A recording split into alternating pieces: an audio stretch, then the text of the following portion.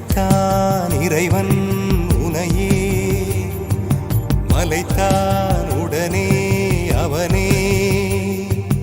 அழகை படைக்கும் திறமை முழுக்க உன்னுடன் சார்ந்தது, என் விழி சேர்ந்தது. விடிய விடிய மடியில் கிடக்கும் பொன்வினை உன்மேனி மீட்டட்டும் என் மேனி. விரைவினில் வந்து கலந்திடு, வீரல் பட மெல்ல காணிந்திடு.